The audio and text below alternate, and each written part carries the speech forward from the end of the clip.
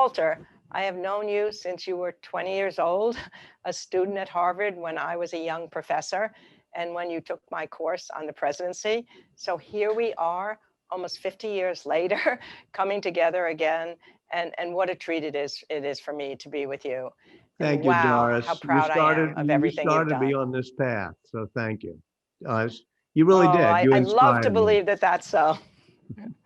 Well, you know, what seems so amazing to me is how each of history's three great scientific revolutions, you have really figured out when and how to write about that person.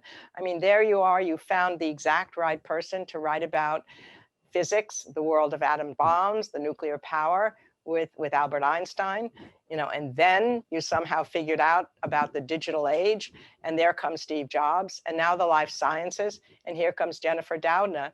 So the question for me really is that what really makes your books work is that combination of biography and science in this case. So where in your world to pull that off, to master both of those, because biography for me is the tantalizing thing. It allows you to bring your reader with you to access all this material that might seem arcane in other ways. How did you get both those things inside that head of yours, both biography and science, so you could bring them together? Well, you taught me a lot about biography, and I think you're right.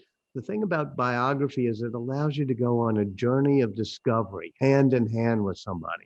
A young Einstein, who, by the way, was no Einstein when he was a kid. He was kind of problematic student, all the way through Jennifer Doudna, who's told girls don't do science, and yet she persists. So if you do it through a person, and by the way, we didn't invent this. I mean, the Bible did. This is how we tell lessons, is we do it through the tales and narrative tales of people.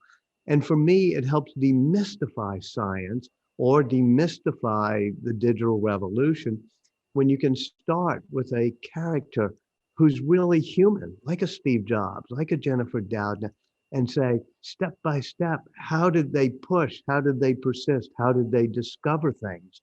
And I think part of what science is a beautiful mystery, but we shouldn't be intimidated by it. So that's why I love to combine biography with science or technology.